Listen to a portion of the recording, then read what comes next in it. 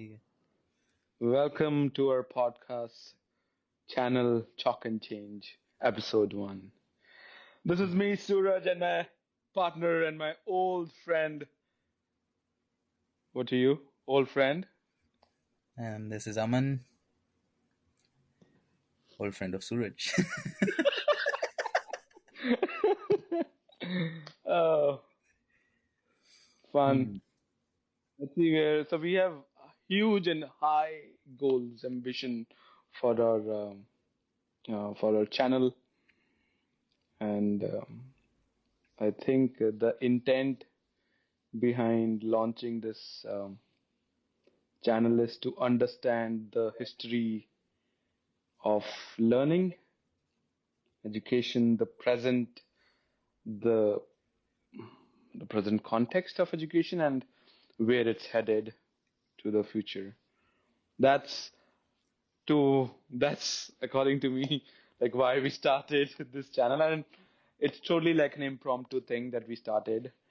Um, but I think Yeah. Aman goes like 2 levels deeper than me, so he might have some other insights he might want to talk about. So let's hear it from my Hmm. dear friend Aman.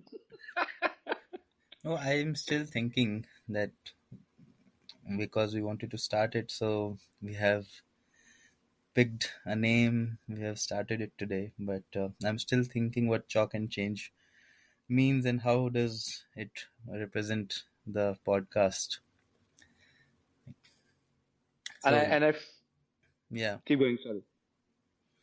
no. So that's what I have been thinking and going through my mind when you were sharing about the past and the future, but how does it connect with shock and change?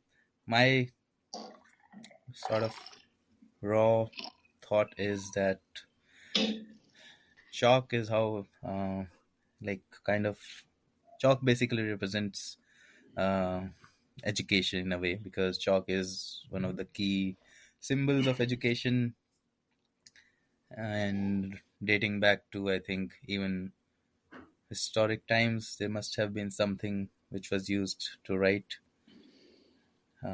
Now we are in a digital age, of course, where everyone is just typing or using those pencils. So again, those are the new form of chalk. That's those digital pens and everything. So chalk represents education and change. Change basically, I think, is what you mentioned. That what was education? Why is education even needed? Are we in the right uh, direction in the sense of what education is being provided to children? If yes, how? Are there any improvements needed? Are there any changes needed? And if not, that what is not working?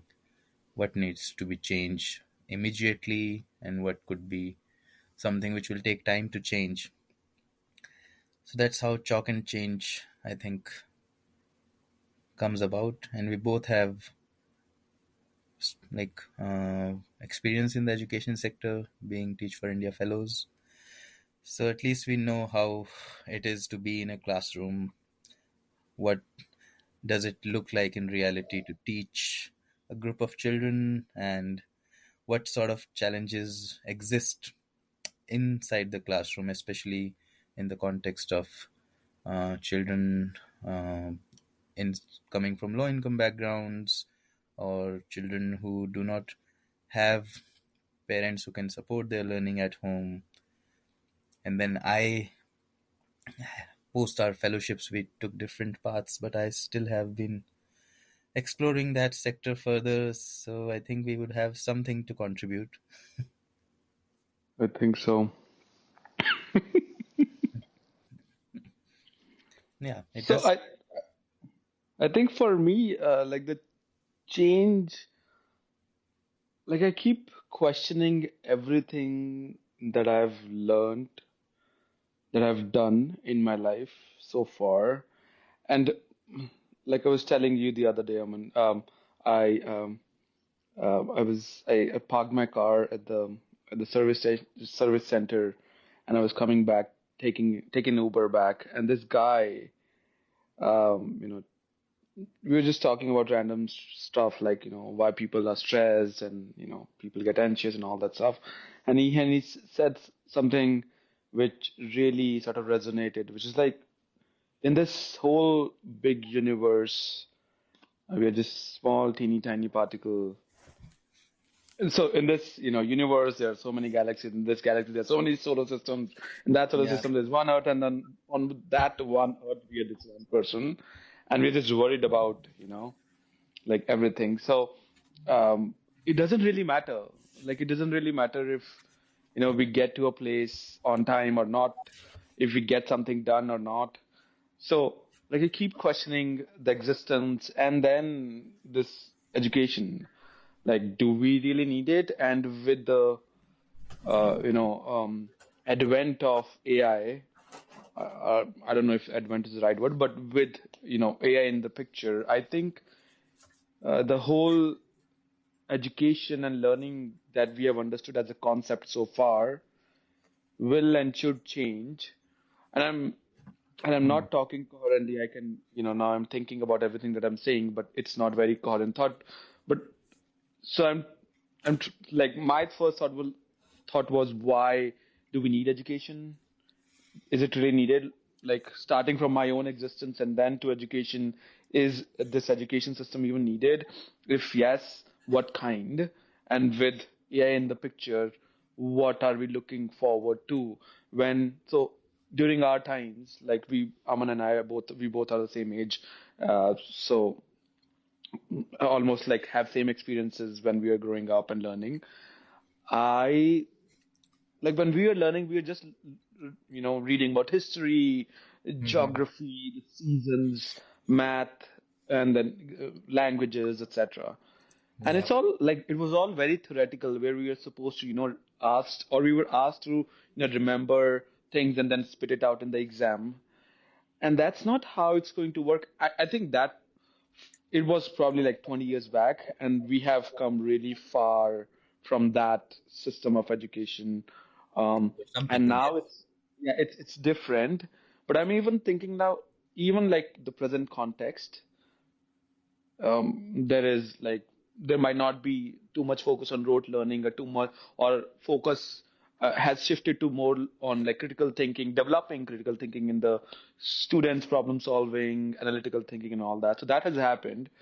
But now with AI into the picture, I think a lot of those problem solving, critical thinking uh, can be assisted and supported by AI. And how a future classroom will look like. Is it going to be a classroom even? Yeah. And I think on those, Aman, you have this idea of school, right? Like what a future school should look like. Um, and like it's all democratic. So I think if you want to just chime in and just talk about a little bit of that. Yeah. I mean, in terms of the purpose of education that you started with, I think this is a time when it does need to be rethought and reimagined. Like what education should actually do. So many places in the world are still basically uh, using an education system which was designed for industrialization when industrialization started. So and now we have come very far in terms of, if you look at what is the most advanced form of education available right now. So there might be schools who have a digital resource for all the students. Like you have your own laptops or tabs, and you use them as well to research or work on certain projects. And on the other hand, there are still schools who do not have anything on the digital forefront, and they are still using books. So there's a huge uh, range of difference in terms of how education is being provided to children. That's where I think we need to rethink about what should be the purpose of education as we go into this new age of AI and other improvements that are going on alongside. And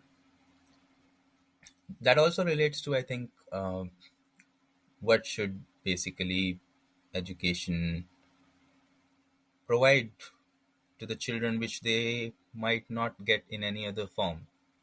If something I can also get, let's say, at home as a child, or a parent can also provide, then maybe that is not required at all in the school now. So that's where I think we can start from, like, what are the essential components of education. Like why education? Yeah, even before like what, like why education? So I think you said the education, this whole, the current model of education that we have was basically designed for industrial age, like producing, being able to produce humans or trained individuals who are able to work in an industry, and then now were able to work in a service industry, and it's still like very Yeah, economic, I mean, like has what an I economic just to focus. clarify, what I meant by that is, like, education kind of became really standardized across different places with the era of industrialization. So education did exist before as well, and I think it was very um, unorganized, there was no standardization as such before that.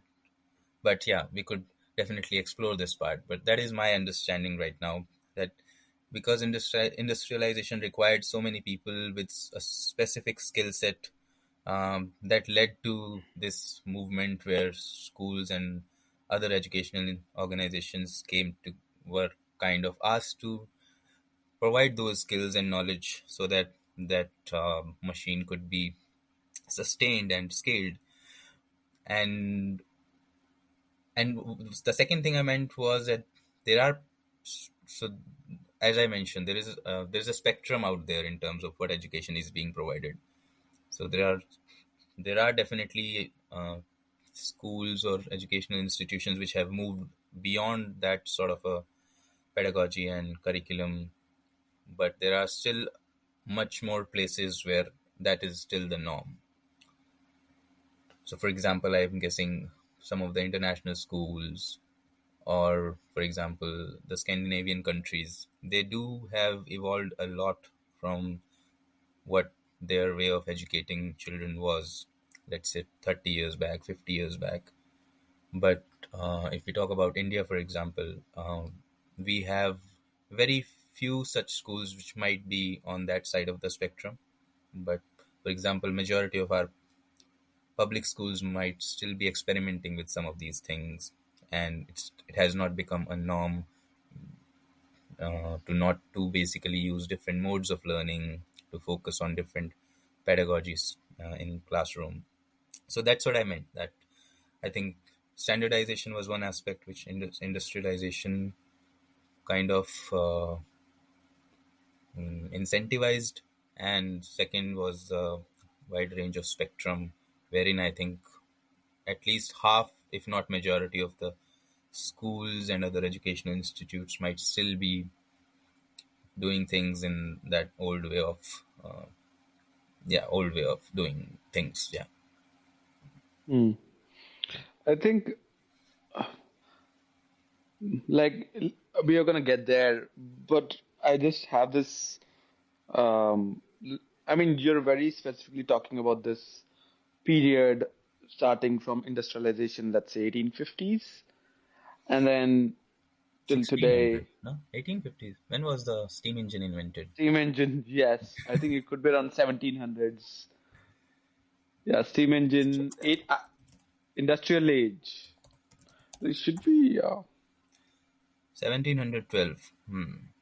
The okay. So first the commercially industrial age, successful. So I think 1600s was when it was getting some traction in the sense of inventors and and other people. and before that, it was like talking specifically of India because I come from India and you also. Like they were, I don't know if they were gurukuls or what. Like my question, even before discussing the industrial age model of education and then how it should change, is like like as a human being on this planet Earth, given how vast, expansively, or like huge this universe is, where I as an individual does not even matter. Like, why do we need education? Like, what purpose does it solve? As of now, the focus is purely economic, as we can see, to train individuals. I think at the end of the day, like, why education? Do Hmm. we need a classroom? Do we need a school? Is it just to have, like, for example, if I have to ask, like, okay, even if the education system was designed to make humans economically productive so that they are able to work, produce something, and get out of, earn a decent livelihood for themselves or living for themselves, do you think that should be the only focus? Like, Hmm. is it okay or Yeah, I think, yeah, that's a good way to think about it. Like, again, we're coming back to what should be the purpose of education. And like, I am thinking if we like, okay, take the what entire universe into I account, mean, okay, then it becomes a very like existential difficult, kind of a question, right? Like, yeah. you Hmm. can go on to like, why do we even exist? Like, because on the scale of time at which the universe works, as Yeah, far it as could we be like understand it, very nihilist view so of everything. um, we we are just like that famous saying, right? We the entire history of Earth or humankind would be just a blink of an eye in terms of history of universe. So we are just a blip so far. So if we start looking at those things, then I think the discussion changes in the direction of what matters for a human in their lifetime. Hmm. And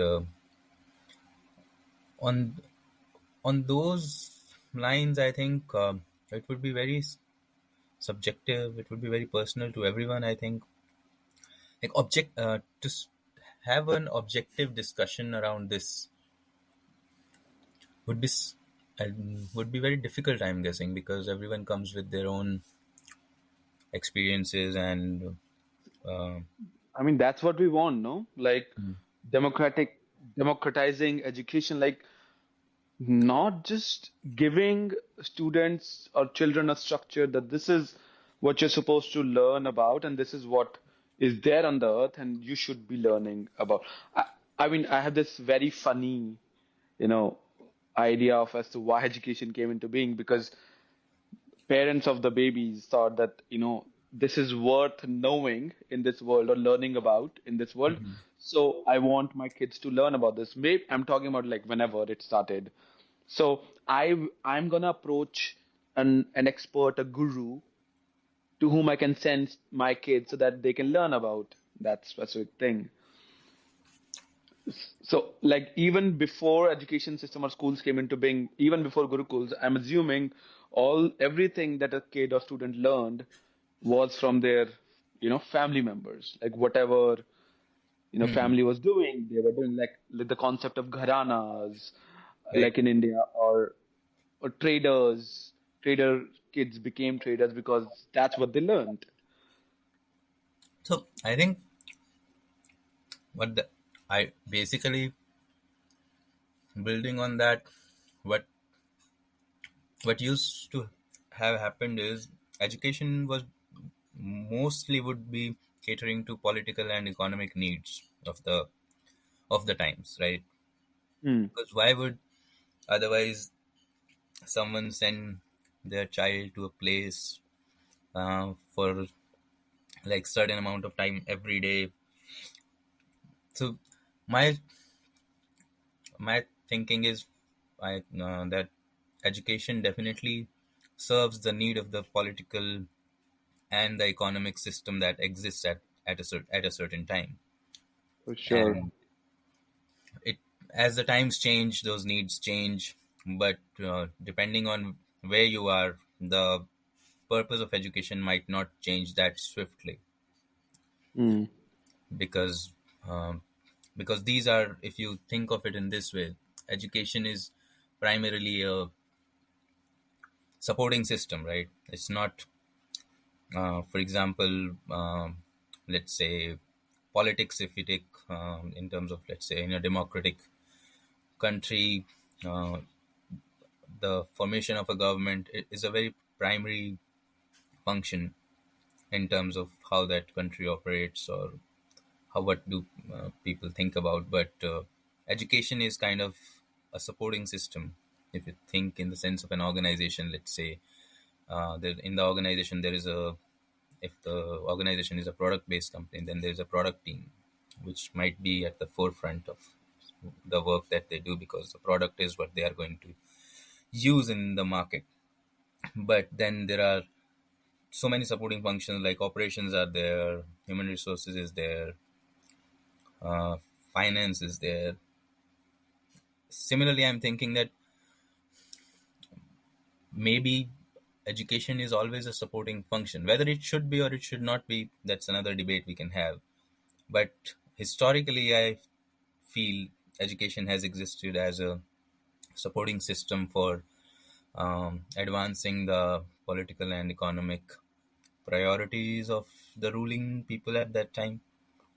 So, for example, in when we used to live in those times of kings and queens, um, some of the things which all of these children of the kings and queen would learn would be about the art of war, the actual skill of fighting using a sword or whatever was the weapon of that time. And then they would learn about the economics, the politics of the times, and the whole idea would be that they become ready to kind of take over the position of the king or the queen once the current or the existing person is unable to do that. So I think that's a very practical way of looking at things. That's how the world must have been going on, to define the purpose of education. The other perspective would be, I think, because the education is for a child. So what does that child need, or what is good for that child? So that would be Exactly. the another way of looking at this. But so on that, I feel like it's always the latter that you talked about. What do we want from our kids?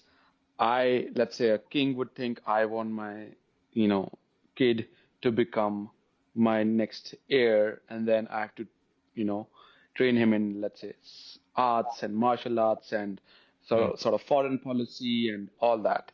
So Yeah. it's coming from, someone. It's not the kid who is deciding what do I want. Very Yes. much like, and that's why, some of the kings like Gautam Siddhartha maybe later realized at Hmm. 35 that this is probably not what I wanted to do. I wanted to probably, I don't know, like as the story or as the history goes, that he realized that I don't want to, Yeah. get involved in war and kill people, and there's so much suffering involved, and I want to, leave everything and go. And not so, and not everyone is able to do it because not everyone realizes that because they have been trained and educated in a certain way, and they're made to believe that this is important and they should keep doing it, and they keep on doing it. Like till 60, Yeah. they'll keep on doing what they have been trained to, and then they retire happily, and then they'll be like, bye.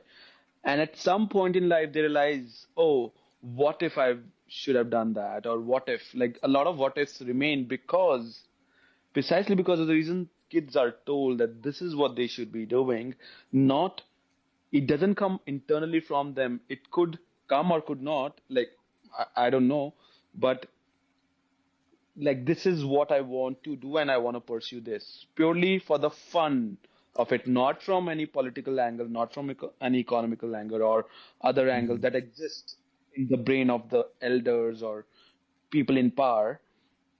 I think it should be, coming internally, and that has never happened. I have never seen, or maybe there are, I think some of the students who really, and I'm not sure now if I should be using the word students or not. Some of the kids who really excel at doing what they are doing, Mhm. maybe there exists like certain situation or conditions, or maybe it comes naturally or internally to them that this is what they want to do, and that sort of aligns with what education system or what their Hmm. environment is asking them to do, Right. and that sort of aligns, and then they excel. Hmm. Or some are like born very smart, and then they can crack and do anything. You give them any task, they'll do it, and then they'll you know move on and then grow in life. And I think that's what I want, where this education system is not defined by anyone for the students. I Hmm. don't I don't know if I even want a school, because and if I give that argument that I don't think schools are helpful, or I, I'm gonna get a lot of flack from everyone in the education, or Hmm. yeah, in the education industry, because there's a system that's ingrained from centuries. It's people are earning a livelihood, or working there, and they don't want to dismantle it. And with AI, I think if not dismantling, the system is going to change a lot. And I think we need that someone to what happened? Okay, someone to model. No, I'm not sure if I am modeling is the right word. Like it's like I don't Hmm. want to define it for the students, for anyone. Right. Basically, like you said, support system, but it should be support system not with any predefined agenda of the parents or of anyone. It's just purely for the fun or love of doing, experiencing this whole world. Hmm. But then, And what do you think a child needs to learn? Because essentially, what you're saying is that there, there, if there is a political or economic objective of basically the education system, then it is fulfilling the needs of that system and not essentially of the child. And what I hmm, hear from you is that uh, in many places, I think that is the norm, that the education system becomes uh, becomes a, what should I say? I mean, it becomes something of an something of the sorts that provides whatever is needed by that political and economic system, because ultimately humans are required to run that system, and those people would have certain preferences that what should that human be able to do, what should that human know. And but we are discussing the other side of this, which is what does the kid that basically starts to learn wants to learn.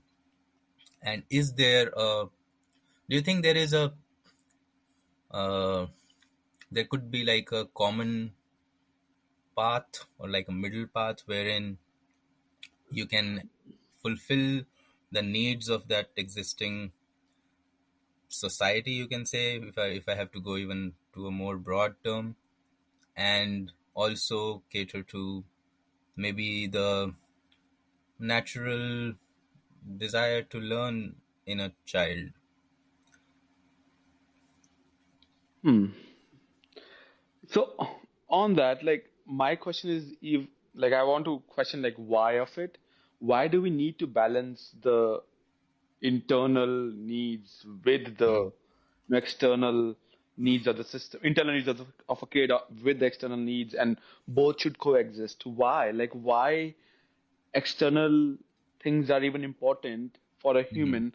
And I think to maybe not answer, to be maybe sort of uh, sort of brainstorm on that point as to what a kid wants to learn or would be interested in learning, or what a kid should learn. Hmm. Like as you said, since we are uh, both sort of newborn, not newborn, like we are both new dads, so we both know that the kids learn using their senses, right? Hmm. And that's what they try to explore Yeah. by touching. And as we go on, like we have sort of whatever, and I think it's always to stimulate our senses. Like we go to new places because we want to see and feel, and the weather is good, and mountains are so good. We go to the beaches because our we are able to take a dip in the salty, oceans, because our body, the touch of the water on the body feels nice. Hmm. Or it could Uh, be the prehistoric, not prehistoric, but the primitive part of our brain, which is basically developed during a time where you were in living in a very natural environment. hmm. And so, I mean, from a from a From an biology point of evolutionary. view, that I think that's how, that's why humans still, most humans still like nature. I don't want to assume everyone likes nature, but I still feel that most people do like nature because there is a evolutionary aspect to it, or an associative aspect to it, wherein we started with living in wild nature, and yeah, and then we kind of, over the thousands of years, progressed to where we are right now, where we have this kind of a boundary, in a sense, in between what is outside and what is inside. That is your house or your home, and then there's something which is outside, and then there is wilderness, which is way beyond even like the cities and stuff. But I think, coming back to the point we were discussing, I mean, I'm not sure why I said, if could there be a middle path, or like a balance between these two things. I think I was trying to explore that point a bit. But if you had to, like, if you had to think about what should be the purpose of education, what do you think it should be?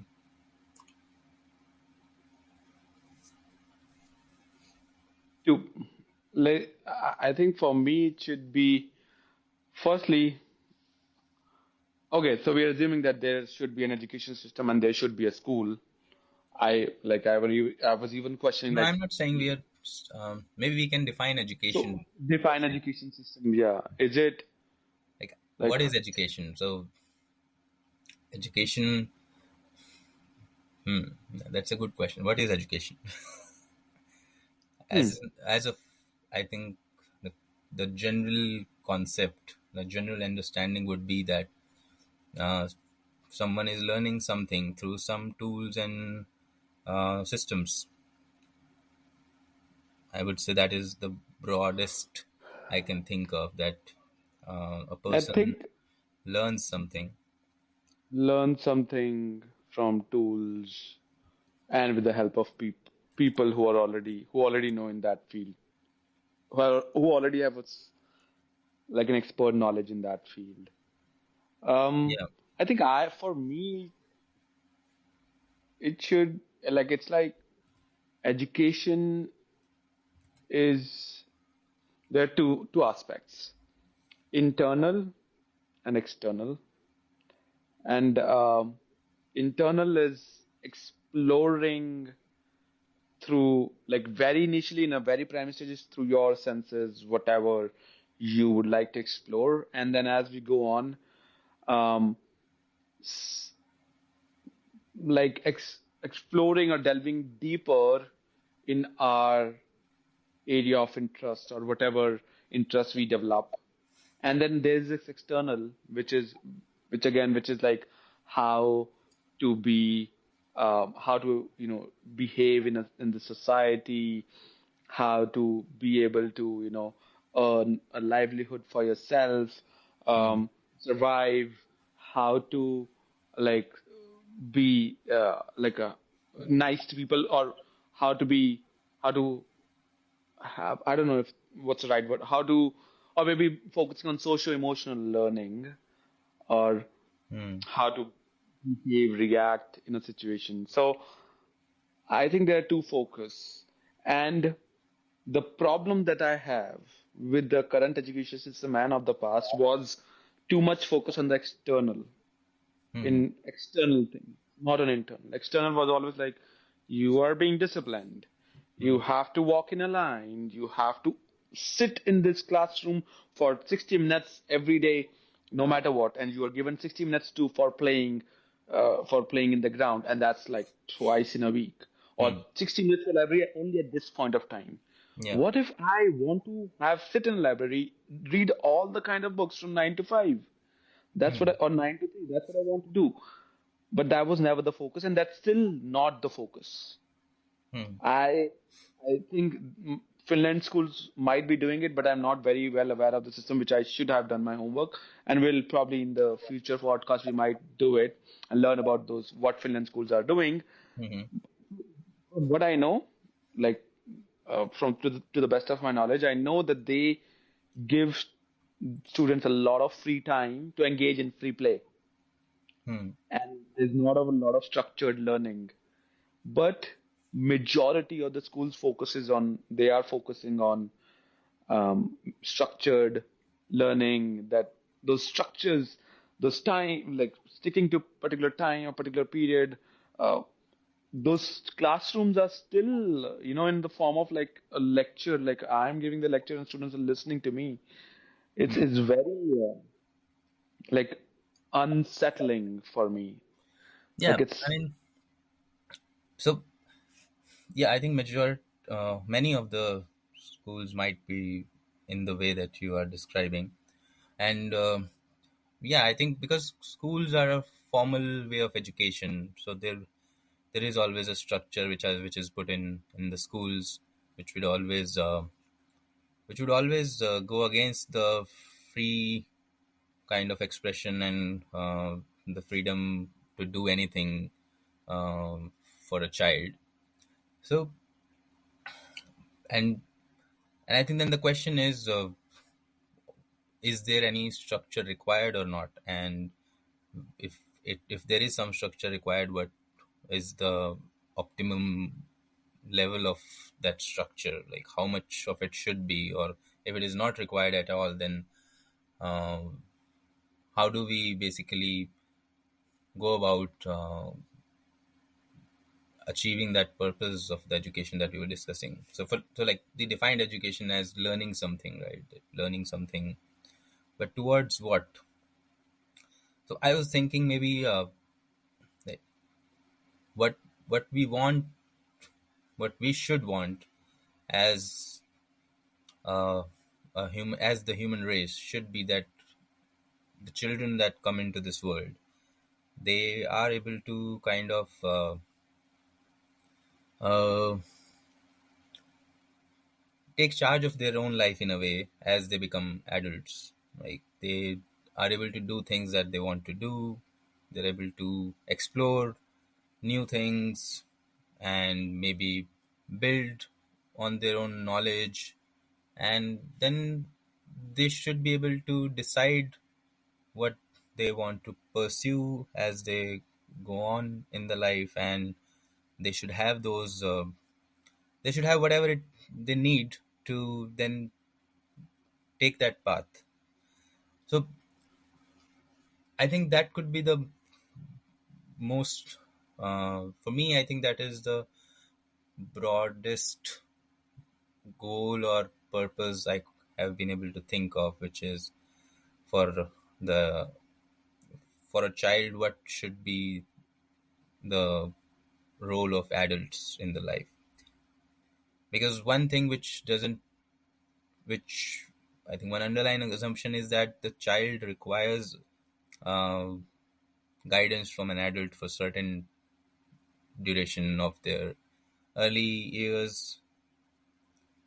So yeah, that's an underlying assumption here. That, but I think we are not going to go in that direction where we just leave the child to be and then they learn themselves and then just they just like keep on learning themselves for the entire duration of their childhood. Hmm. I mean, yeah, there has to be certain, I don't want to say support structures. I want to say supporting elements or intriguing elements in the environment of the kids Hmm. to be able to explore different things. And now I think thinking about um,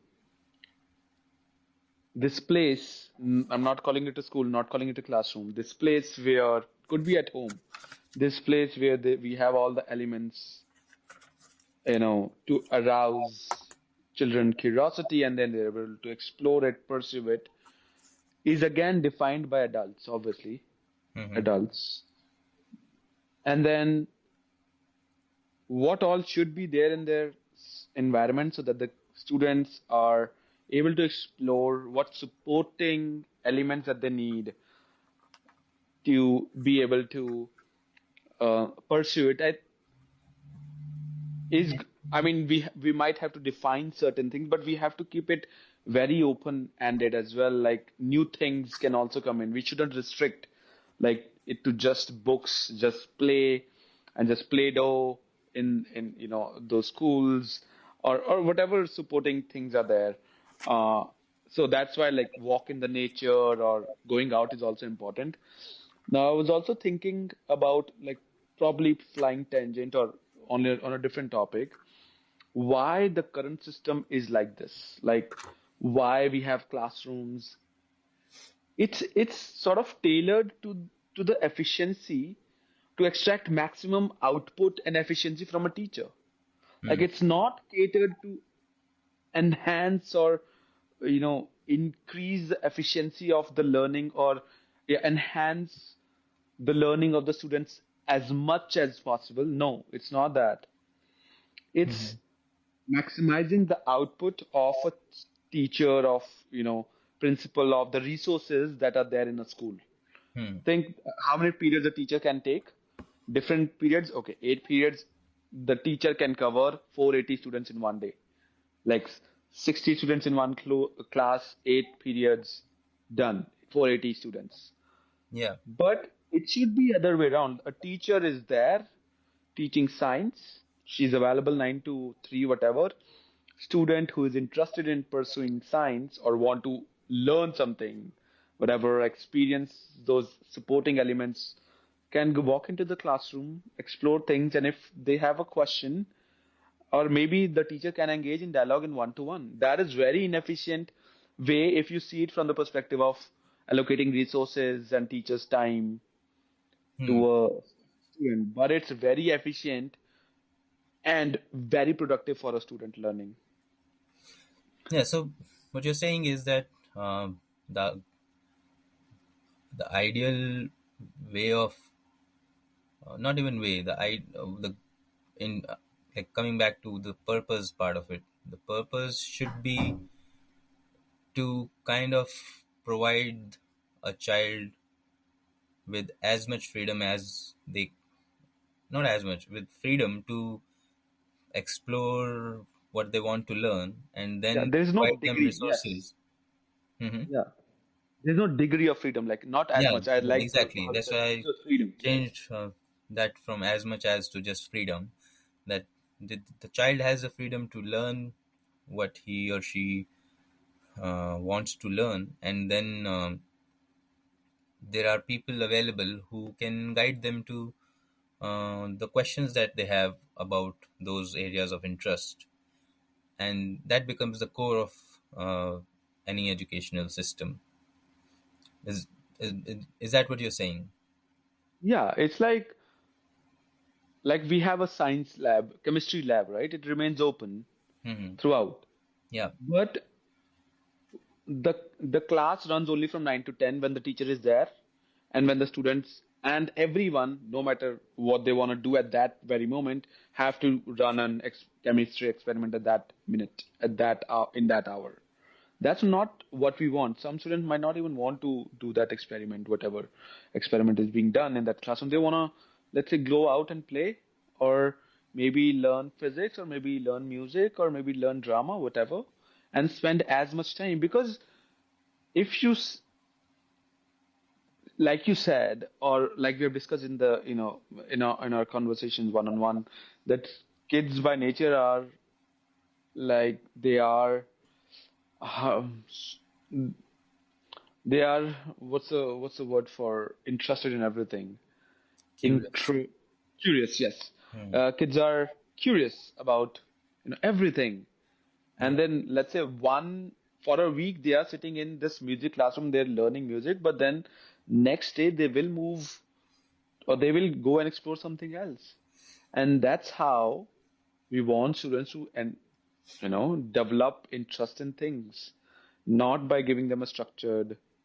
So, what would be like um your profile of let's say 15-year student, 15-year not student, 15-year child, or let's say not even a single like age, but a range. Let's take a range. Like what do you think would be a profile in your view of a student who is like 15 to 18 years of age, and like they have had whatever Yep. experiences they needed, or let's say they, let's call it an ideal form of education, which we have not, which we are still in the process of defining, but let's kind of think about it in other way, like instead of going a very like a bottom up approach that this should be education, this should be education, this should be education. Let's take it from a top down approach, whereas I think we could also call it something else. But what would be the profile of a ideal adult between ages of 15 to 18 years who has Okay. passed through the ideal education? Uh,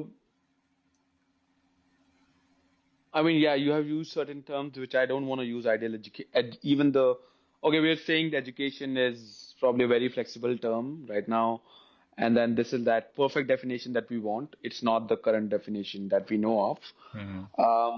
But okay, they have went through their certain experience of 10 years, and then when they graduate from a high school, again, should not be a school.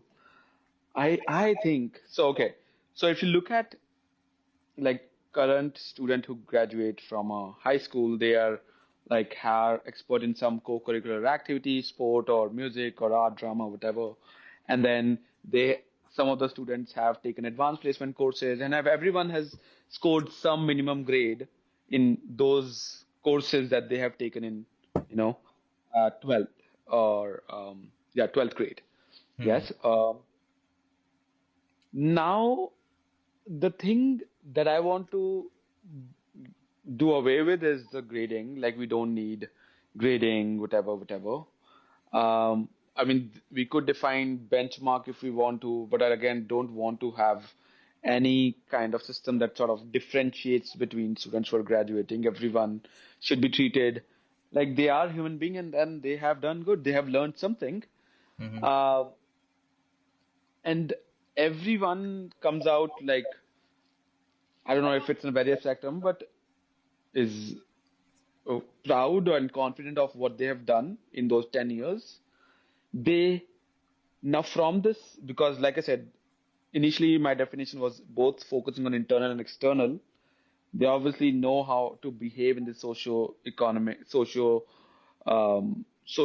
or society, and then they also have a trade that they have an expertise in, developed over those 10 years, um, and then which will help them earn like a decent livelihood or life for themselves.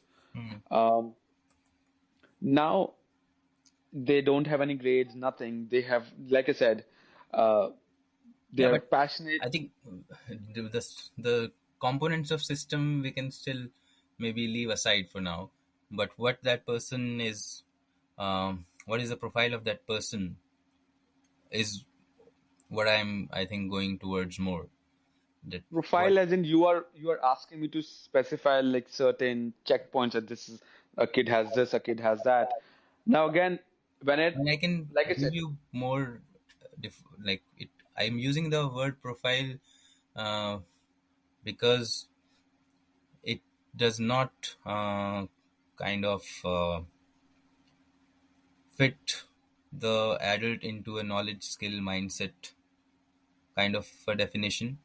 I'm using I so I was also thinking, should I say that what knowledge skills or what kind of mindset that person should possess when like let's say they have become an adult.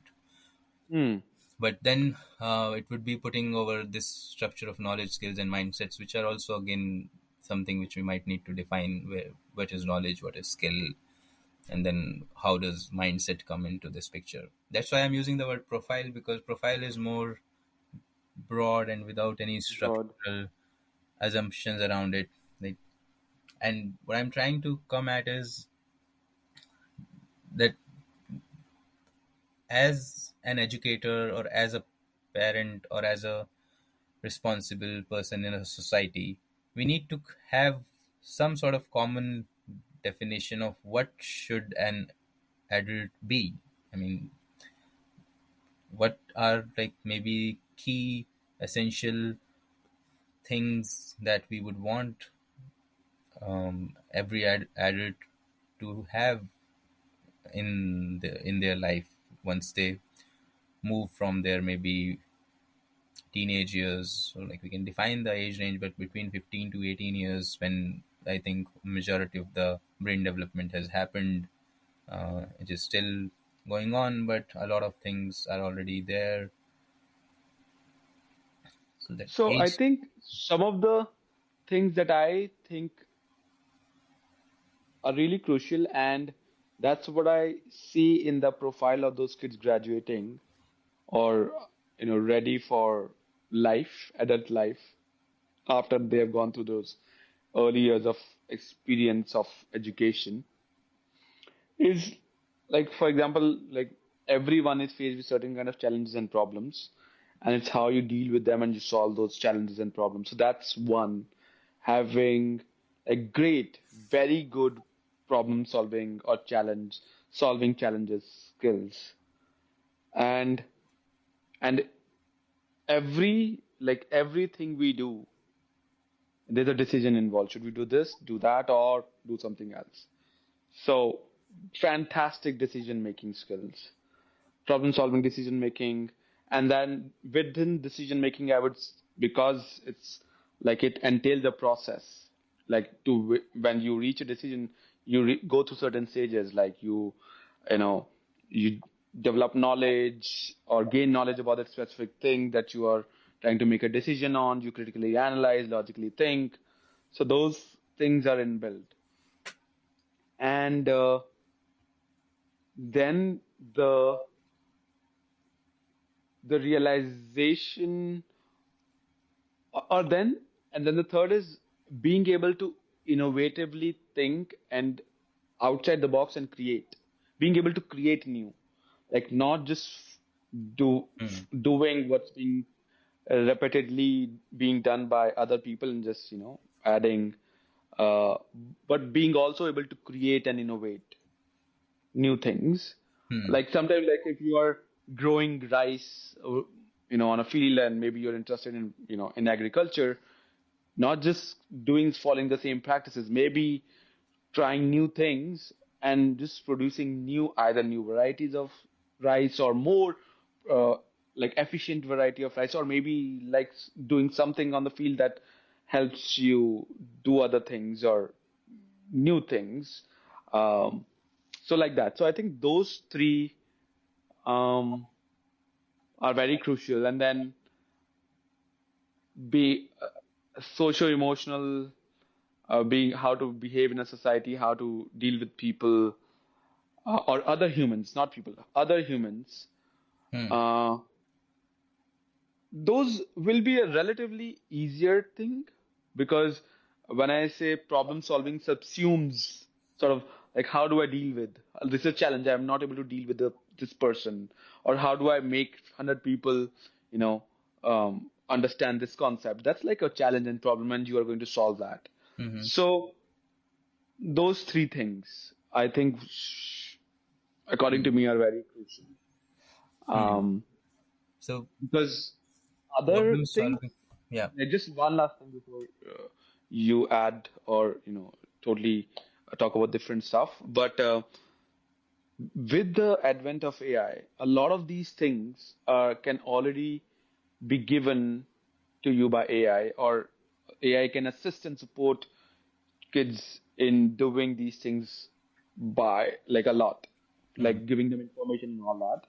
So, and as AI sort of progresses, it is going to help or do majority of the like chunk of the work that a student is supposed to do or has to do to solve a problem or innovatively think or what was the third thing that I said? Problem solving, innovatively Decision think, making. decision making, easy decision. Yeah.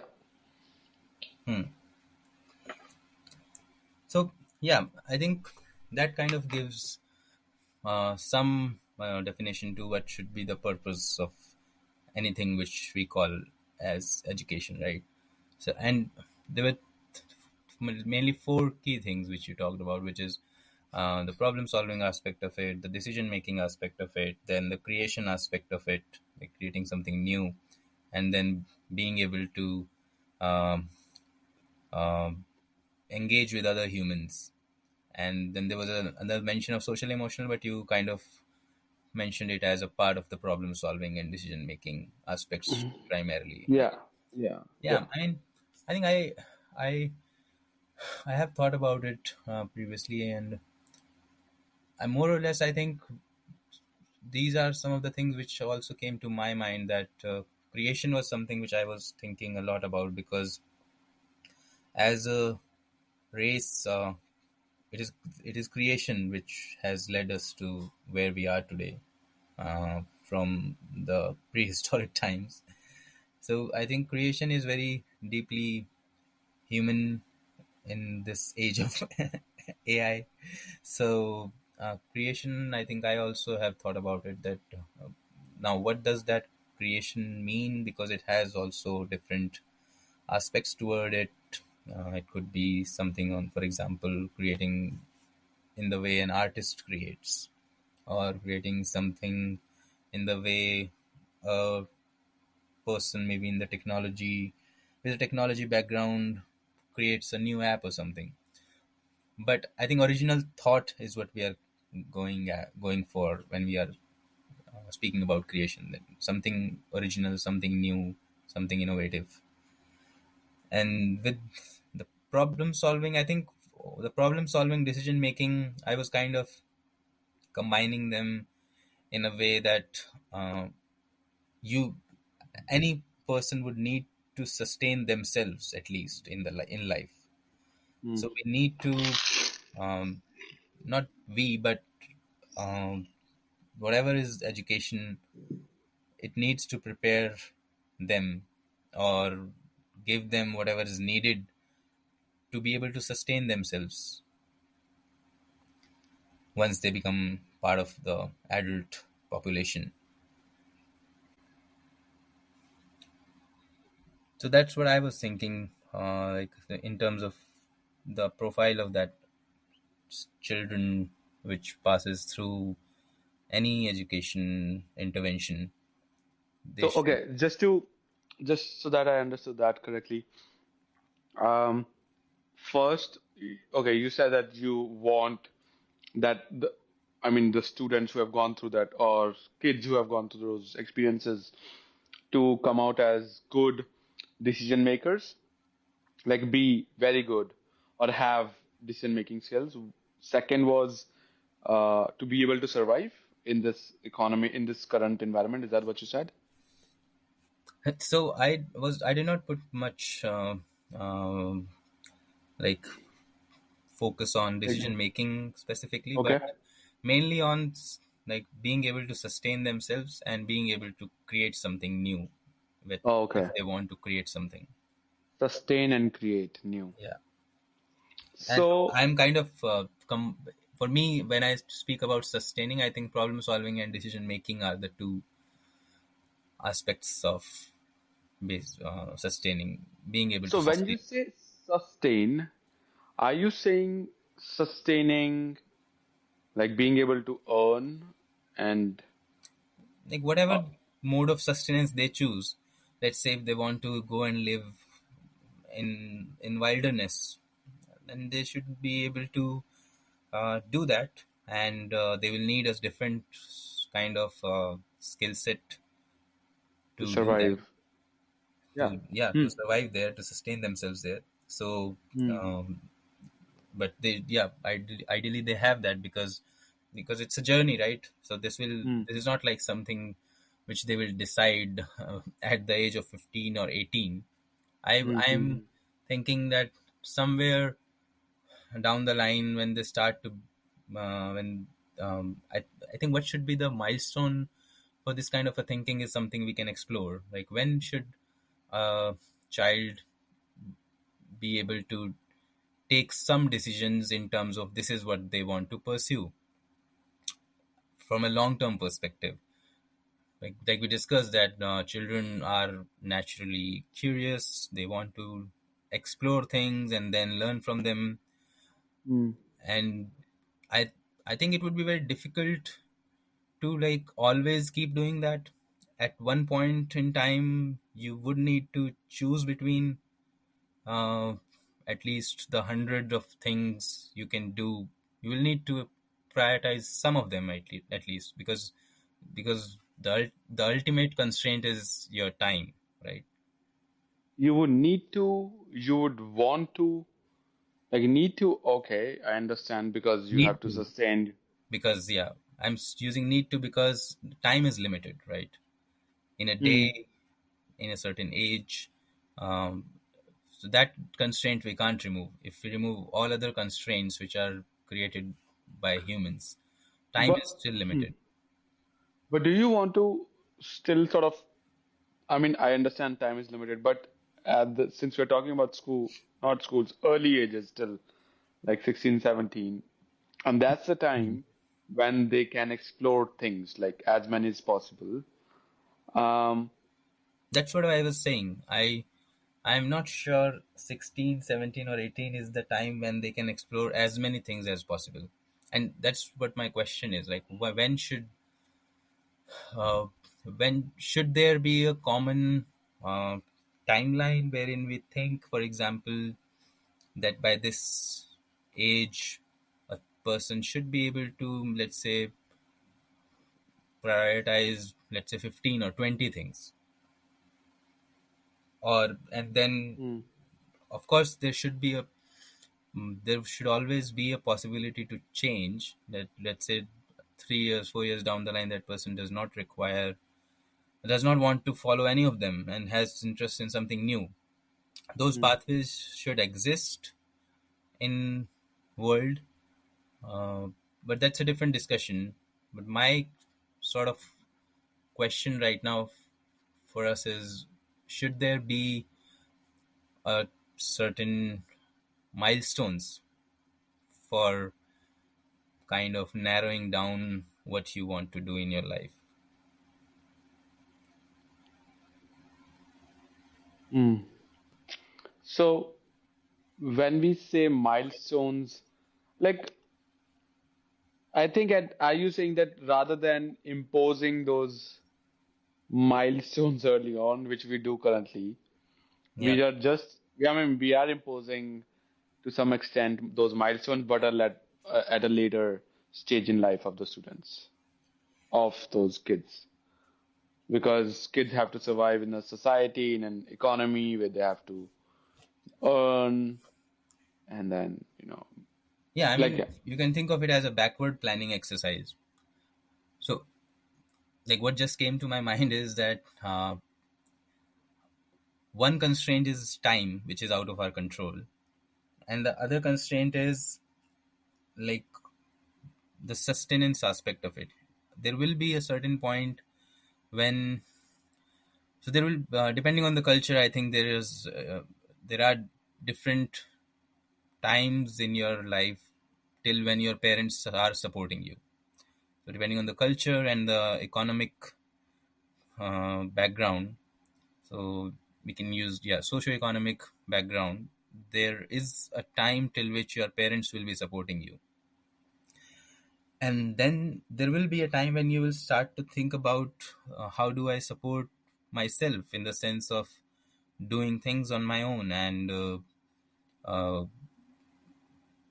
yeah, I mean, that is another constraint, right? There, no one will have unlimited resources to give you the opportunity to explore, unless we think of a system wherein like this is done by the government, where, I mean, that could be another direction to take on this topic, whether education like this should be something which is a responsibility of the government to provide. Then I think that will also not be a constraint.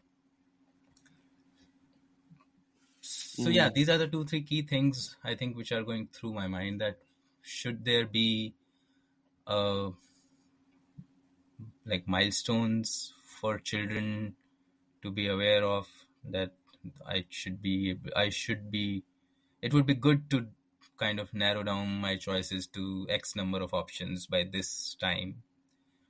Should education be something which is a responsibility of the government, which is the case right now, at least in theory, for most part, and depending on the country, the extent of it is also different.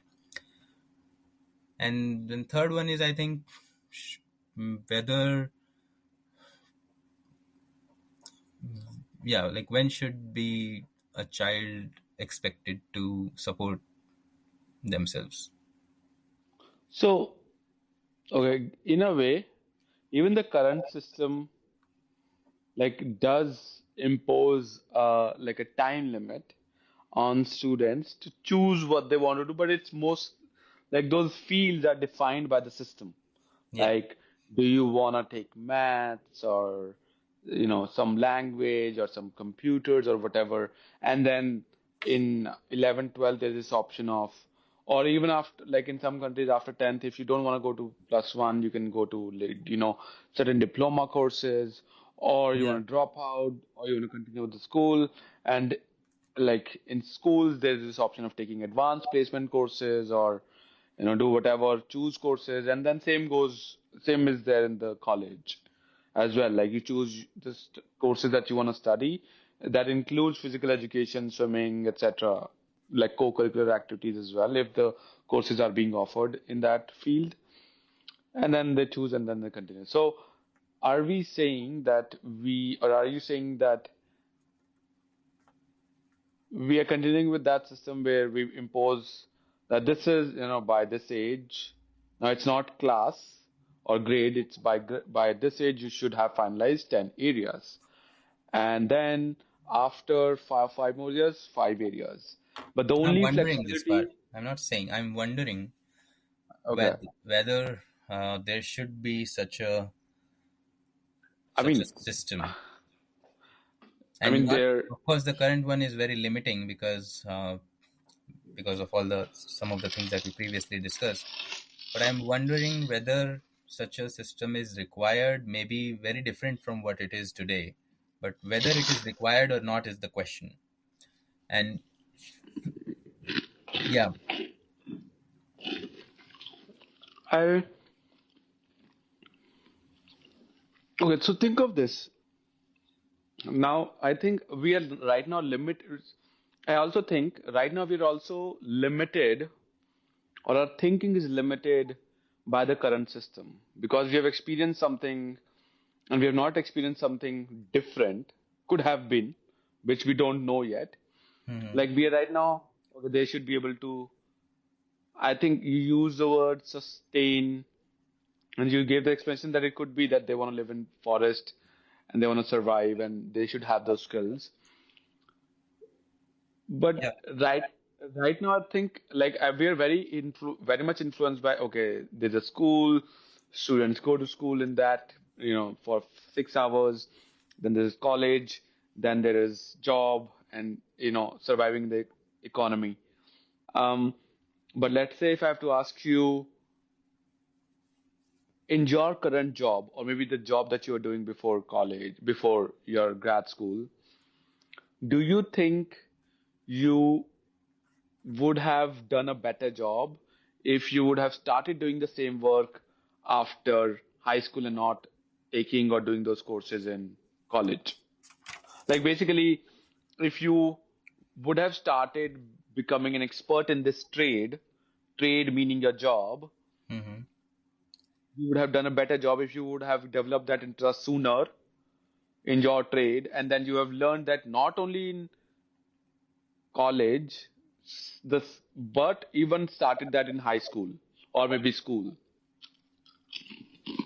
If you're asking about better, I don't think, I mean, it would have been different, but I don't think there is a constraint in terms of how better can you do something on when do you start to do it. Mm, There's also, of course, a time angle to it. Like, of course, the later I start, the later I will be able to reach the same level of proficiency hmm, or quality exactly. or skill. But I think, as far as I understand, I don't think there is a constraint in terms of when should you start. No, Yeah, there's not. But right now, the current jobs ask you to have some minimum or expect from you to have some minimum qualification before you can even take up the job. yeah, exactly, and that is why that that brings back to my question whether there should be a system, because now, so far we have discussed two constraints. One is time, right, which is Hmm. out, which we cannot control. Like, Hmm. you can be more efficient in that same amount of time, but there will always be limited time. Hmm. And then the second we kind of have not touched upon, but which just briefly came into the discussion, was whether who is providing the education. Basically, if it is being provided, who is funding the education, basically. Because if an education in the broadest sense of its meaning that we have discussed so far, there will be some people required, some resources required, which would mean that there is always some resources required to provide that uh, kind of experience to the child. So who is providing those funds, whether it is the parents, whether it is the uh, whatever is the government structure, or whether it's a hybrid mode. So that will also put a certain constraint. And the third Okay. constraint that now you have brought in is the external expectations of something that you want to do, or the societal expectation. Let's say if I want to become a teacher, then Mm-hmm. there is a certain expectation of experience, certifications, and some places there is a ceiling for age as well. Mm-hmm. And teacher is also, like, I would say, a very individual level job. But if you go to a program or system level, let's say a child thinks that I want to be the senator or the chief minister of a state, then Mm-hmm. there are uh, many external requirements, right, that you have need to have been doing this, which also puts a requirement of putting in certain amount of time for that specific thing that you want to do. So some of the things will be out of your uh, like, will not be possible, will be impossible to do if you start too late. Let's say something requires 30 years or 40 years.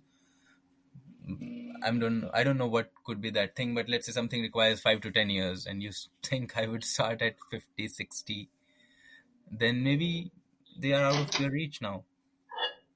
Yeah.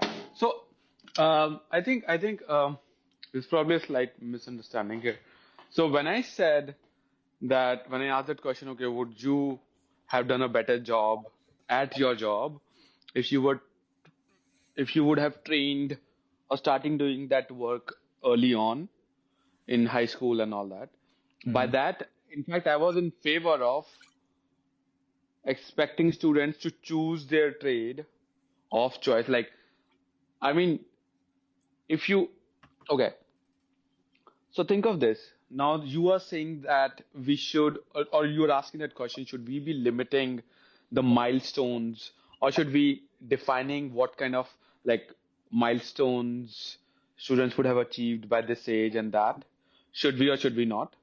Mm-hmm. Um, I say like if we, let's say if we keep it open, but then there is also an example of students who define or sort of restrict, yeah, or students who select their area of choice early on, they usually excel and do well in their life.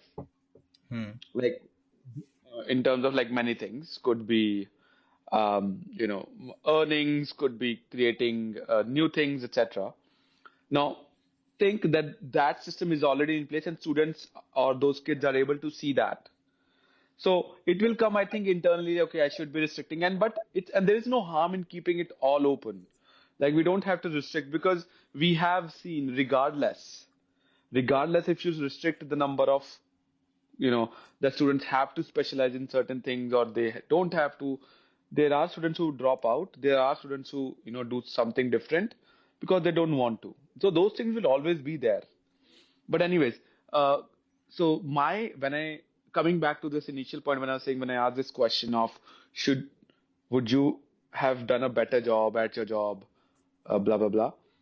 Mm-hmm. I was actually in favor of, I was expecting that if we have the system in place and students are able to see, if you select a few of your interest areas and you go deeper in them, you're able to excel in your life and you're able to produce new things early in your life. So that will, inspire students internally to do things or achieve those milestones. Firstly, define milestones for them, and then achieve those milestones early on, and then do um, what they want to do early on in their life. They don't have to wait till like graduation and all that. And another thing that I had, like, which okay, I we discussed the point of time, right? There's a constraint of time, and Mm-hmm. there's a second constraint of money or resources, right? And you Right. said who is going to provide those? It's going to, if it's going to be government or state, it's okay. There's, I mean, you gave certain options, but think of this. Um, Now there are, like, think of this keeping in mind of the system that shared earlier, where students are defining their milestones by themselves, achieving them, and they're choosing two or three or maybe one trade to pursue their, I don't want to say career, their Mm-hmm. life in, right? Mm-hmm. Now there are going to be certain individuals or certain industries who are going to benefit from the students selecting their trade. Right. Let's say if students select computer sciences, Meta is going to benefit from those students because they're going to excel. Hmm. They're going to be a huge good problem solvers, right? Right. So now you're getting the link of who should be providing those resources. Hmm. Now here the state should only come in to support those trades where funding is or resources are missing because there are no big players. Uh, I think right now a lot of things uh, are not adequately funding because um, those resources are not forthcoming or are only coming from state. So imagine how much funding will go into art and craft, like a lot, because there's a lot of those paintings get sold out for huge prices. Hmm. But how are we going to enforce this is another. discussion, not even enforce it, how are we going to put this system in place? Like I've now started hating the word system, structures, all that. Why? Like I don't want to define anything for anyone. Basically, like things should work. System is not a definition. It's just a Okay, okay, system. Yeah, in that sense, okay. I like in where it's a defined like environment, system. What is close. system? System is a way of doing things, right? Now it could be bad, good, efficient, inefficient. Okay, so if by that definition, yeah, that's fine. Like I basically I wanted to say, okay, I hate the word structures and schools and Even structure. classroom. Why do you hate the word structure? Structure is externally imposed unless until it's coming from No, it's internal. no. I mean, I mean, structure is not about who imposes it. Structure is just, again, a way of doing things. Like, what is structure? okay, Structure is if you want to do X, then you have to go about it in this way. Now, it is, of course, externally imposed, but not by a human or someone else. There are those structures as well, but yeah. the When I said purest structures, sense I of the was word, it's specifically not something which basically is enforced by someone else. It's basically through the nature of the work that you're trying to do, those structures get imposed. exactly. I think by that, like what I wanted to say, just to be more clear, is the I specifically hate the word structures in the context that those structures are externally defined and are imposed on Hmm. kids. And I'm In that guessing sense, there might be alternative ways of doing the same thing, and thus that yeah, choice is not there. That's why you kind of feel that it is restricting in a way. yeah. Yeah. Hmm. Hmm. So yeah. So where were we? With We're talking about the constraints, and then I think um, this constraint part is interesting. I kind of started thinking about it right now, wherein like what are the constraints which are like out of our control, and then what are the constraints which are in our control, but which are required to ensure that the child is able to achieve what they want to achieve. So, like, how I was thinking is that a child will not know that if I have to become, let's say, a violinist, hmm. right? Then how much time does it take to learn that skill? And how much practice does it take? And if the child wants to be like a world class violinist and wants to will play in an orchestra for a huge audience and wants to make it a way of sustaining themselves in life, then they will not know how much time does it take unless they either read about it or speak to someone or someone tells them about it. They, they are dependent on something outside of them for this knowledge, right? For sure, yes, yes. So that is another constraint which we now, for example, if I tell a child, yeah, you can become violinist whenever you want, it will take, let's say, x number of years. And then when the child thinks, oh, it will take so many years, then I don't want to be doing this when I am, let's say, 20 or 30 or 40. I want to do this by 15. So, Hmm. so then it becomes a constraint which is not out of our control but is required to put in. So that's Yeah, how I was thinking, that what time being something which is out of our control, what sort of constraints should we start, because this is the other end of the spectrum, right now there are a lot of constraints in the school. For example, like you mentioned, you have to be in the school at this time, you have to then kind of follow whatever the structure of um, periods is in the school. or you have to learn with the curriculum, whatever is the assessment framework, you have to give those assessments, whatever it is.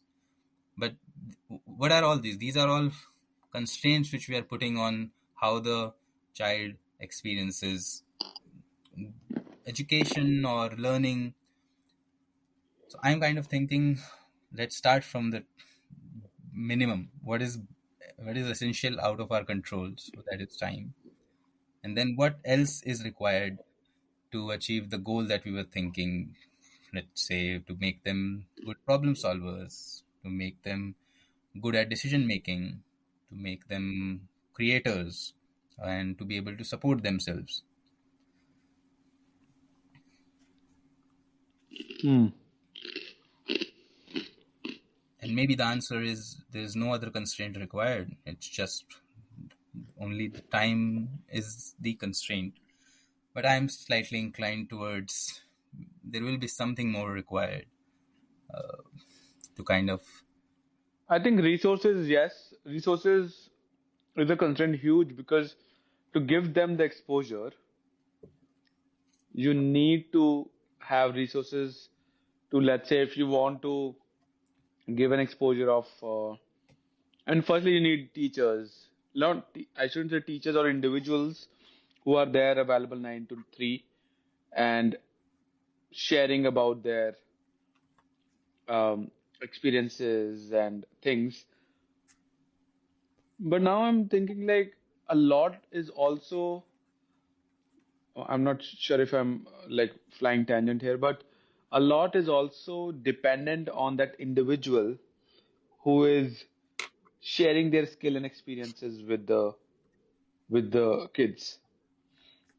Because let's say if the person is passionate or really into what they are doing, then they'll be happy to share it with students.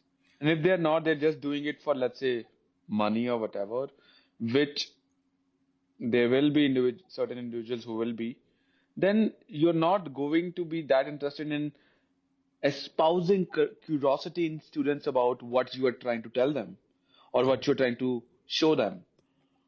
So that's another thing about those individuals, not calling them as teachers. Basically, I'm sort of right now not going with things or words that we have already heard in the context of schools. I'm just because those also sort of limit our Yeah, yeah, understanding. because everyone Anyway, has their own definition of these things, so it kind of, it's, yeah, I think I like that because it's kind of they're keeping it open. open. Yeah, it kind of keeps the discussion more broad and more open because you then do And not struggle with the definitions of a word, like different definitions of a word for different people. yeah.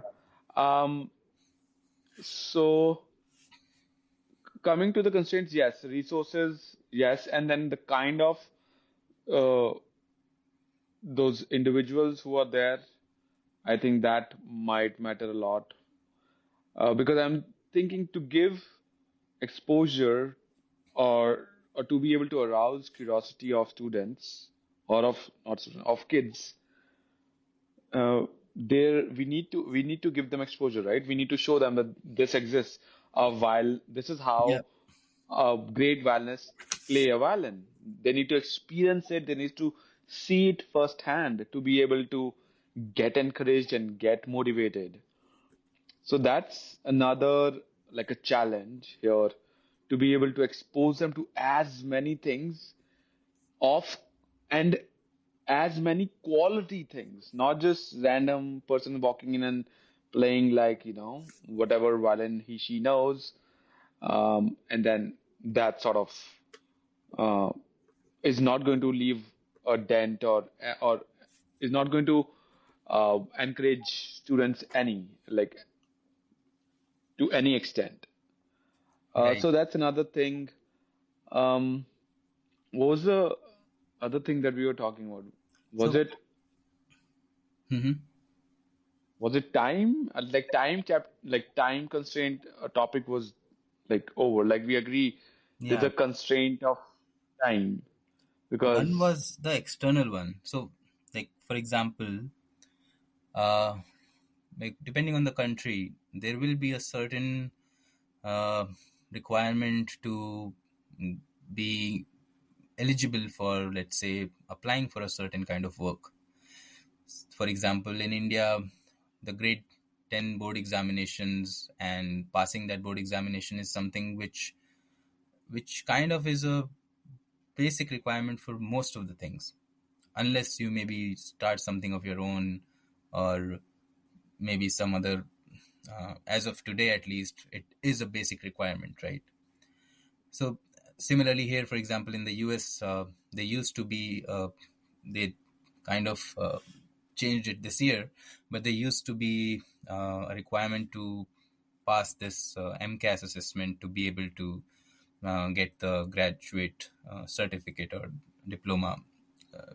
Basically, you can pass anything, but if you don't pass that test, you are not eligible to be called a graduate of high school.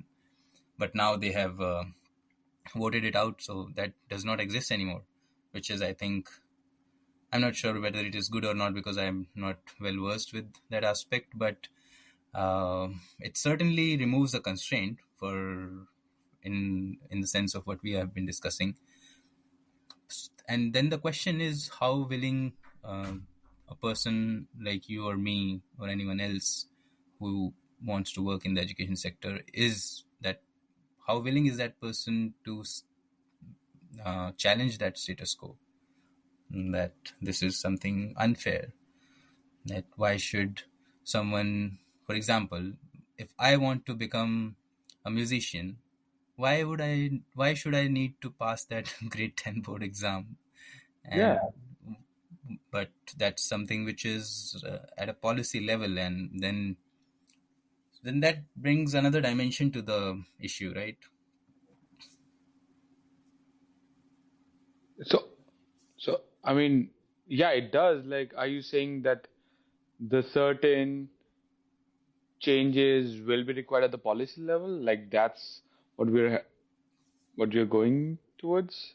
Of Yeah, I mean, I think that's I a mean, given, right? If we want to build something like what we are discussing, or we are kind of figuring out right now, there will be many system level things which will come in the way. Like you have entrance tests for different things. I Someone who wants to be an engineer in India, um, they have to pass their entrance test, and not just pass. I mean, you know how competitive it is, right? So mm, then, so those are, in terms of constraints, those are constraints, right? You have to uh, put in time to uh, excel on those assessments.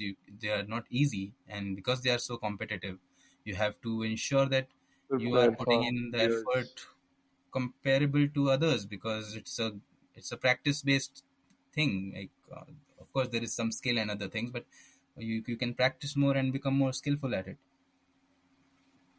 So it is a constraint of a kind, because then it will put in requirements for your time, how much time you need to spend in maybe grade 11 or grade 12 or the high school or college, whatever you want to call it. And So, since we're like, I think to some extent, like this argument might be valid in this context, which is we were discussing the other day, like how the usefulness of computer science engineers will diminish because a lot of that coding is being done by AI. potentially, Yeah, and it is going to improve with time for sure, yeah, right? I mean, the So, nature of it will change. And yeah, I mean, nature of it will change. A lot of those redundant or repetitive tasks which were being done by humans would get replaced by AI, obviously, and it's getting replaced. let's But let's not the, scare people, but yeah, it looks, uh, I mean, this will, uh, no, I'm not scared. Okay, so it's with with I mean, there's a industrialization, very good chance that some things will change. That's how I will put it. And computer some things will science, change and things will become good, like will better. and So. Yeah, and computer science is very again, see, computers, everyone will have a different, so different understanding of what computer science engineering is. We are thinking from our own perspectives, how it is here, how it is in India. We know that a lot of there are a lot of computer science engineers in India, and with AI, there's a very high chance that some of the things which they do will right now also the AI can do. So it's not that far enough where those people will become replaceable by something like AI. But there is a cost associated with it. So that we could not discuss that part when we were discussing it earlier. Like the because there will be a cost associated. So for example, right now, if you see, uh, all the popular AI models have a cost if you want to access their pro model, and if you want to use it to kind of replace someone in your organization, then you will need access to the whatever they call it, premium pro, or basically you'll need access to that model, or you'll need to create your own model, and that will also require some resources. So theoretically it looks like it is very much possible, but I think practically it might take more time. But yeah, it's bound to happen. Yes. Yeah, okay. I mean, we flew tangent on like the role of AI, how things are going to change. But I think the bigger or the question that we're talking about was there are certain limitations that are imposed by the system, like in terms of tests, exams, that in the current context, students have to clear to be able to get in to a college or whatever. But like, I think maybe I'm sort of th like a utopian, thinking about this utopian world, or maybe too idealistic. But think, like, I'm thinking a student who has developed a genuine internal interest in certain thing, they will excel. So let's say us to, and there's so many ways with like gig economy come into picture, a lot of independent consultants working for companies, and these days, like, there are so many avenues, online platforms where students can show off what they have got, Yeah. like the skills. So they don't necessarily have to have like a certification. For example, if like I'm giving a very like one particular narrow example of if you want to become a good become a good coder or whatever, and if you're good at it, you have developed a genuine interest, you can participate in any of the hackathons on GitHub, have a good profile. And similarly with, let's say, if you are into car designing or mechanical engineering, you want to do that. If you are interested in that field, so you might have heard a lot of examples where kids who design their own, let's say, a plane or a car, they were hired immediately after high school by those companies or taken in. Yeah, So definitely.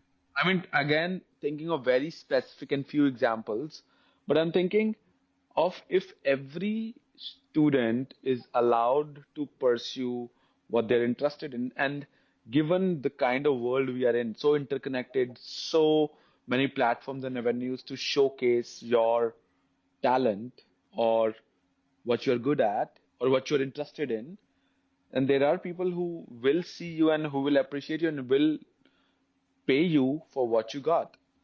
Um, Yeah, so that's true. I think, yeah, now obviously we don't want to play like the only thing like how we can gradually. Now I was thinking maybe I'm jumping the gun here, like, and then we have like we might have to discuss so many things before we actually implement something like that. But like I was thinking about how we actually move from the current model to this model where students are allowed to pursue their internal like their interest, whatever that might be or those might be, um, is like starting off with this model of you know giving them the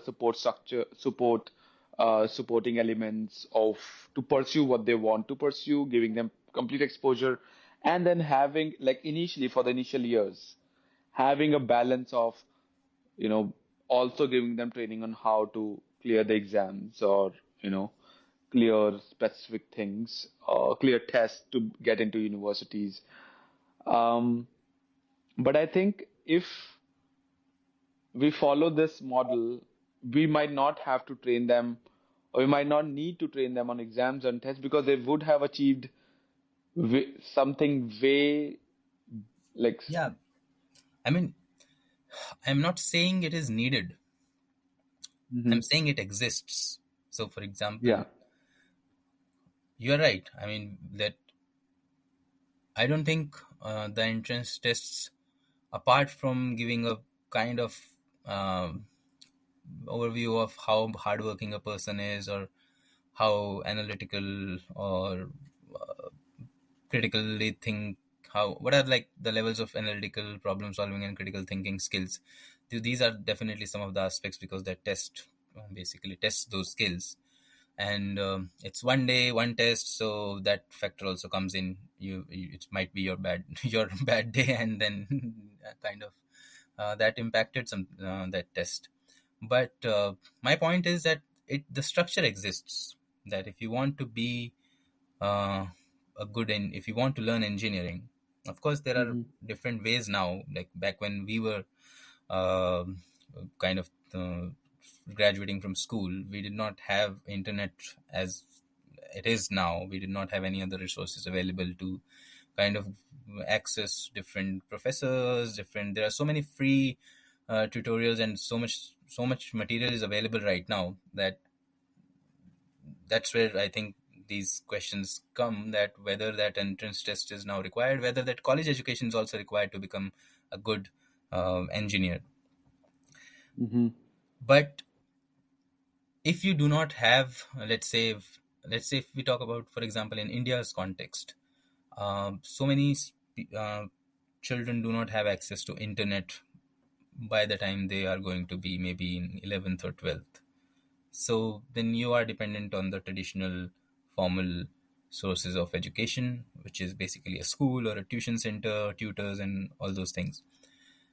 Then, so then that avenue becomes slightly less probable that you can learn on your own if you want to adhere to a certain timeline. Then these structures exist wherein you have to pass the test, or for a job or with a maybe company you like, maybe you like something that you like the work that the company is doing. Maybe you want to go into research and development, and you find that this is a research organization. Now that organization will have a certain structure in place to filter out people, right? Because so many people will come in and they will have limited time to kind of come to a decision. So they will create some sort of filtering structures, and it's it's just easy to create those around these academic what should I call them, academic qualifications, right?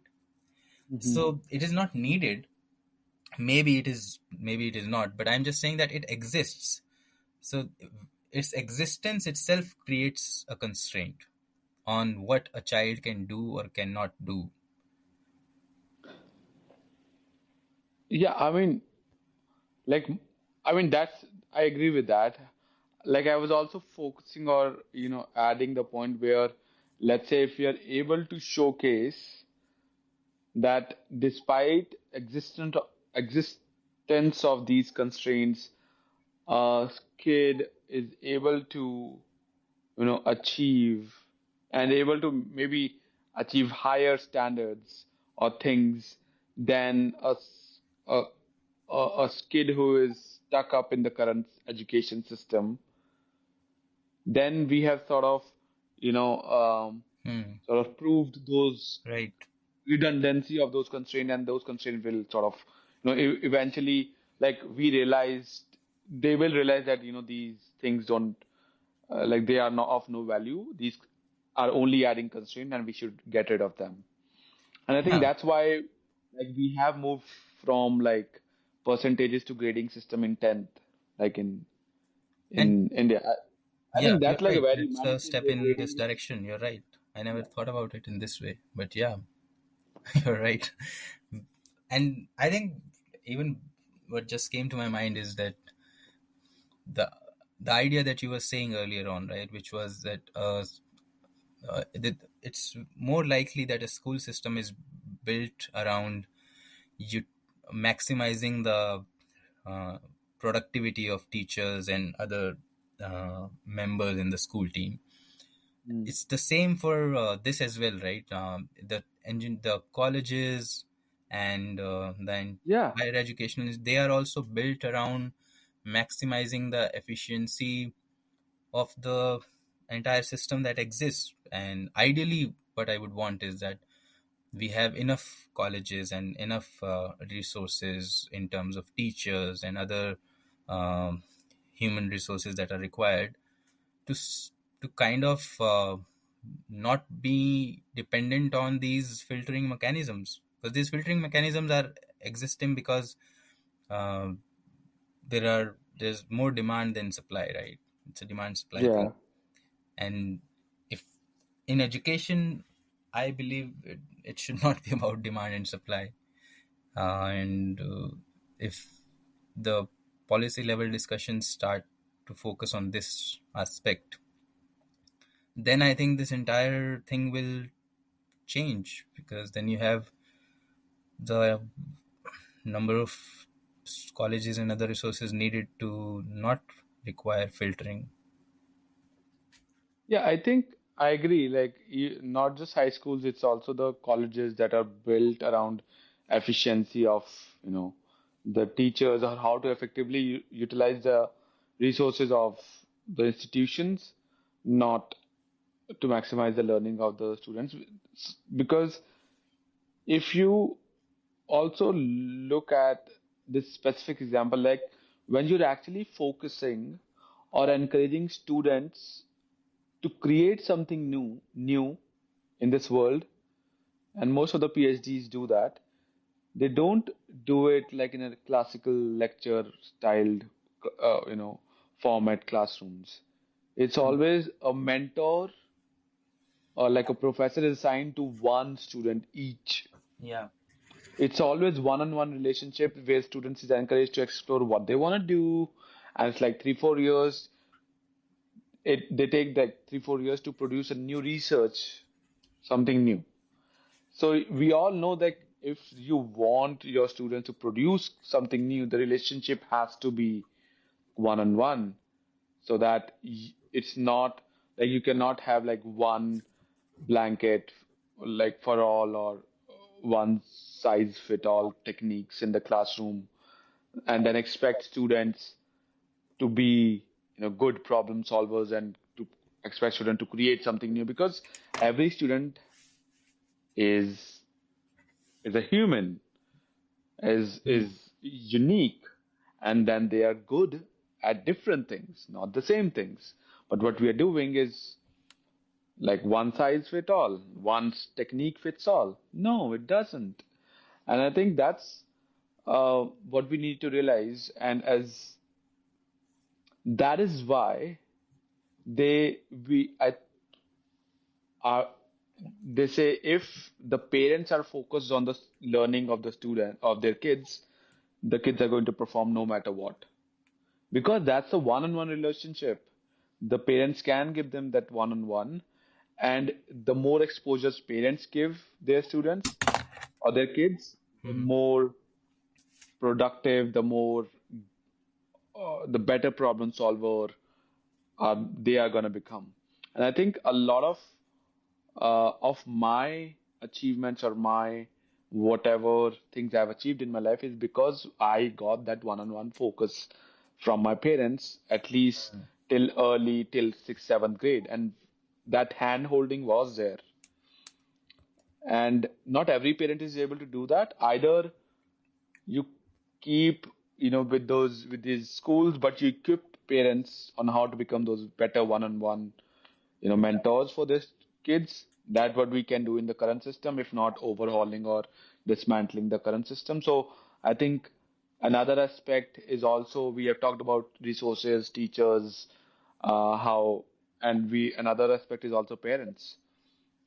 Hmm. So, Hmm. um, Yeah, I mean, parents are also there. That's right. because the students, like I don't have any specific example, but I know the students who are or kids who are homeschooled, they usually do better in life, or they might not have that social, uh, psychosocial skills, social emotional skills to interact with others because they lack those peer interactions while growing up. But yeah, they can easily pick those up. But they usually do well in things that they have learned from their parents because it's always one on one. They have gotten that focus. Maybe they received all the like wild exposure that they could from their parents Hmm. and time.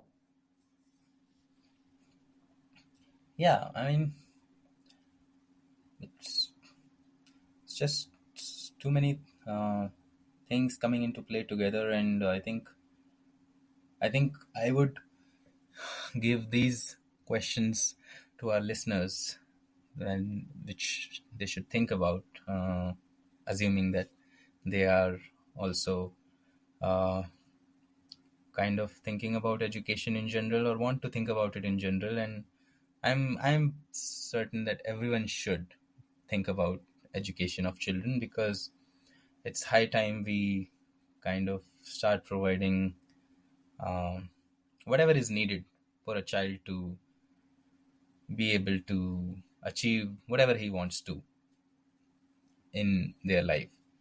And I think some of the questions which came up from our discussion would be that whether there should be a certain timeline in terms of narrowing down your choices in terms of what do you want to pursue in life for a child.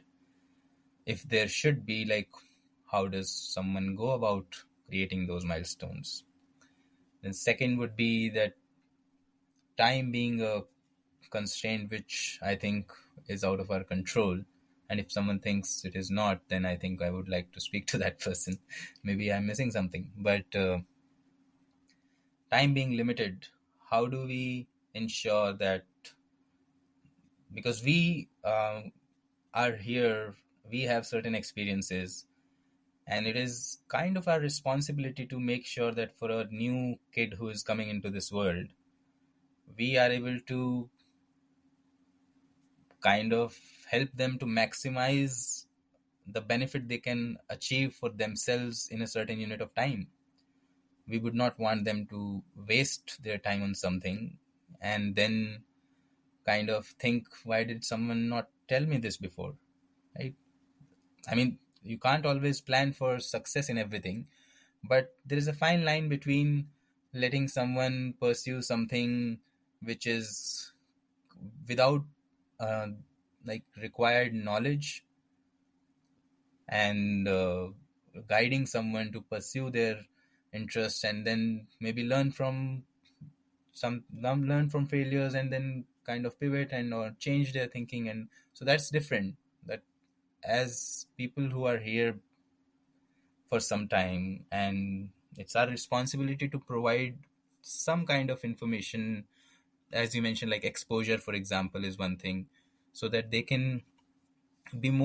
make more informed choices. That's what I'm saying basically. So when should that come in? When should we start giving that information? How much should we give that information, so that they can take those decisions in a more informed manner? And then third would be what kind of role the government should play. Should it be like free education for all, in not just letter but also in spirit and also in terms of quality? And yeah, I mean, yeah, I would want our listeners to think about it. Yeah, or and maybe later we might call you in to have an elaborate discussion on things that you think are important that should be changed or modified or Definitely. added to the education system. Um, Again, education system, I'm hating the word because it's imposed. As of now, it's imposed by people who are in power. Yeah. or people who are calling the shots. I think, yeah, right now we are just all over the place. We discuss like things about our experiences, about parents, role of teachers, how schools are focusing on maximizing the efficiency of the teachers, random stuff.